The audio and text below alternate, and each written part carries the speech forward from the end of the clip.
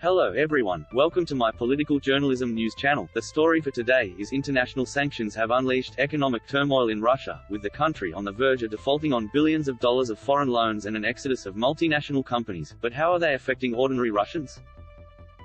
Since the end of communist rule in the early 1990s, generations of Russians have enjoyed the comforts of Western goods and services. Brands such as McDonald's and Coca-Cola became symbols of the winds of change and hopes of a democratic political system. Valentin Panchenko, professor of economics and econometrics at the University of New South Wales Business School, told 9.com.au. Now, after President Vladimir Putin ordered the invasion of Ukraine and the West imposed sanctions, Russians face growing hardships. But Professor Panchenko said the Kremlin leadership had likely prepared for a siege economy in Russia. It would be naive to think that Putin was not expecting further sanctions as a response on his pre-planned full-scale invasion to Ukraine, Professor Panchenko said. Russia purposefully and cynically destroys drama center in besieged city.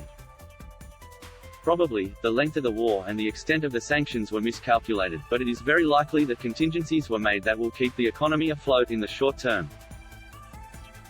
Among the most prominent economic sanctions has been the exodus of multinational companies from Russia. But it has been able to replace some global brands and services with Russian-based alternatives, such as the social network VKontakte, VK, search engine Yandex, as well as the Mir credit payment system. And the 850 McDonald's outlets in Russia are set to be replaced with a domestic brand, known as Uncle Vanya. The Russian government has approved a trademark filed by local businessmen who want to set up a domestic fast food chain of stores, the Ukrainian news agency Nexta reported. While Russians are blocked from buying many Western products, China remains an alternative. Chinese-owned Alibaba has already been one of the popular shopping platforms in Russia, so it is likely that it will grow, Professor Panchenko said. However, the falling Russian ruble will make it challenging to afford even Chinese consumer goods.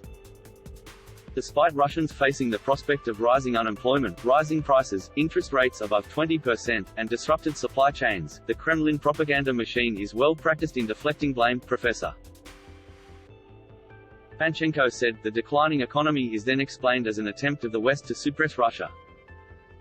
Hence, it is unlikely that under such propaganda, the declining economy will shake Putin's standing substantially in the short run, he said. That is all for today news. Thank you for watching to my channel. Please be sure to leave your comment and subscribe below for more news update.